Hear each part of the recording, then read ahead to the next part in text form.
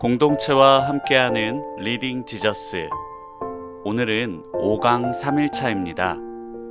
본문은 역대상 11장부터 15장입니다. 함께 찬양으로 묵상을 시작하겠습니다.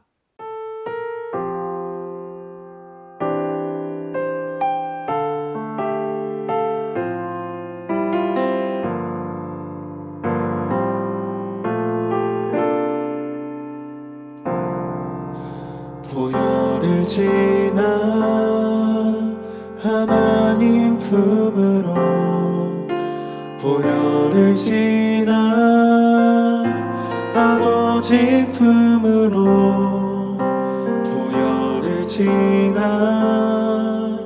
하나님 품으로 한 걸음씩 나아가네.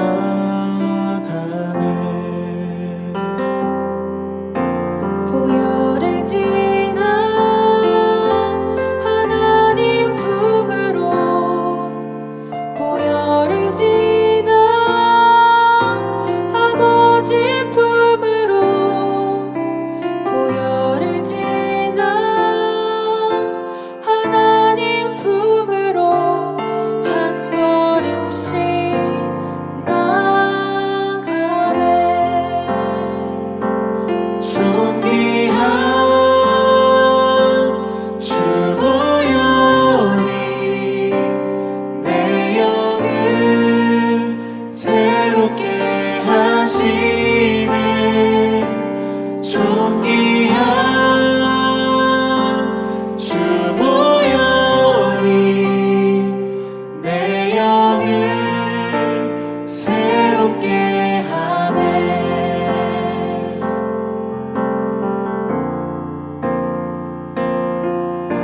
보혈을 지나 하나님 품으로, 보혈을 지나 아버지 품으로, 보혈을 지나 하나님 품으로 한 걸음씩 나아가네. 존귀한 주 보혈이 내 영을 새롭게 하시네. 존귀한 주 보혈이 내 영을 새롭게 하네. 존귀한 주 보혈이 내 영을 새롭게 하시네. 존귀한 주 보혈이 내 영을 새롭게 하네. 존귀한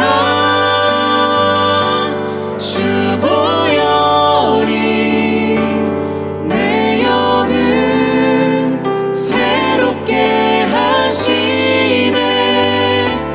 존귀한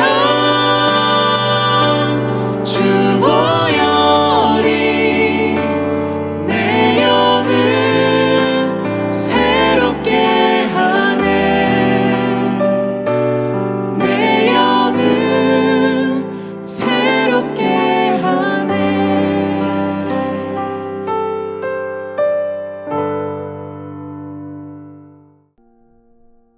아멘. 오늘은 역대상 15장을 본문으로 함께 말씀을 묵상하도록 하겠습니다. 불과 석 달 전이었습니다.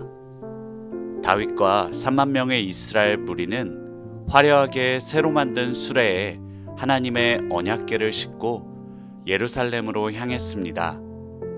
분위기는 축제였습니다.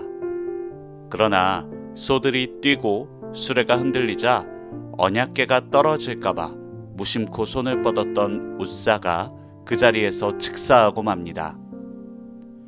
하나님의 거룩한 궤 곁에 싸늘하게 식어버린 웃사의 시신. 축제는 한순간에 끔찍한 공포의 장례식장이 되었습니다.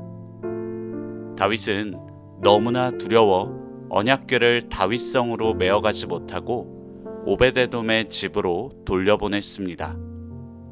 그리고 석 달의 시간이 흘렀습니다.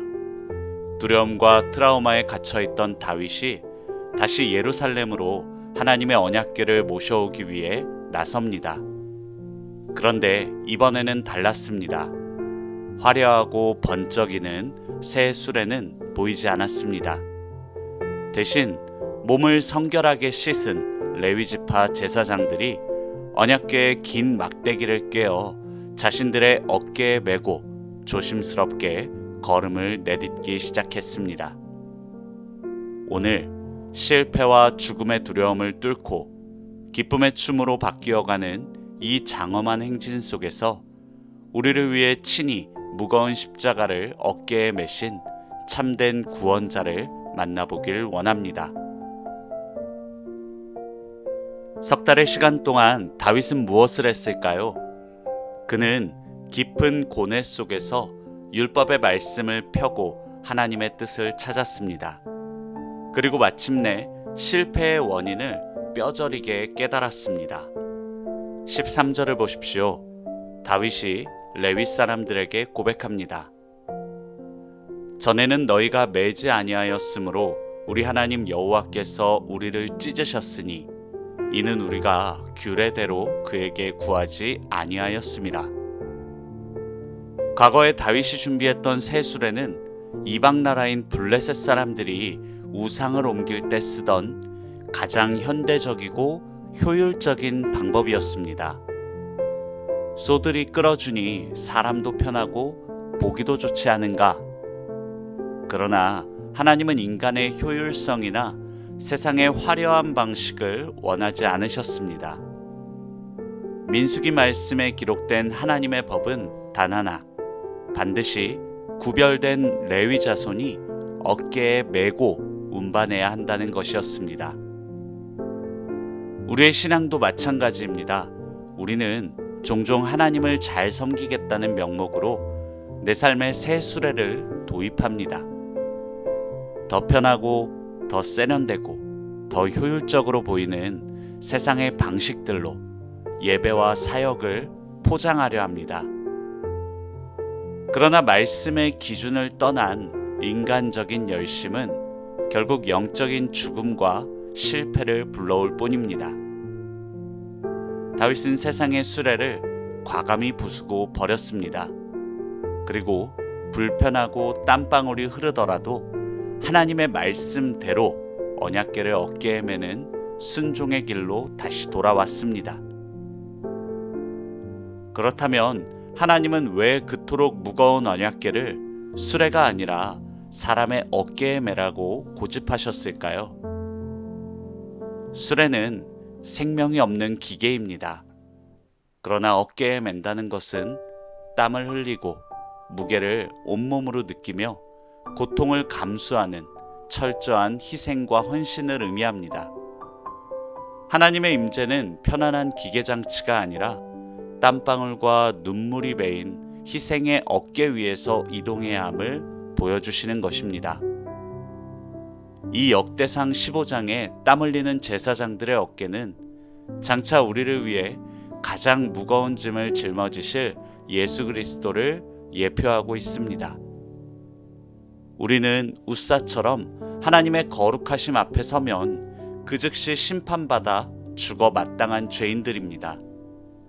그런데 하나님은 그 진노의 무게를 어떻게 해결하셨습니까?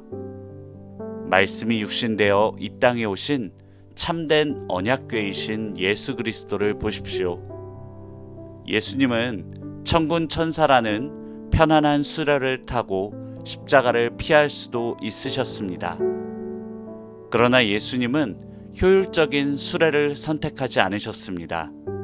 도리어 우리의 모든 죄악과 저주라는 끔찍한 무게를 자신의 어깨에 친히 짊어지셨습니다.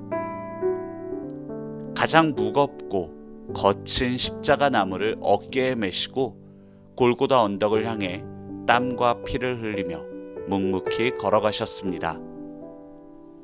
예수 그리스도께서 우리 대신 십자가를 어깨에 메시고 죽음의 형벌을 받아내셨기에 우리는 더 이상 웃사처럼 죽음을 두려워하지 않고 생명의 하나님 품으로 담대히 나아갈 수 있게 된 것입니다. 십자가의 희생이 지나간 자리에 마침내 찾아오는 것은 무엇입니까?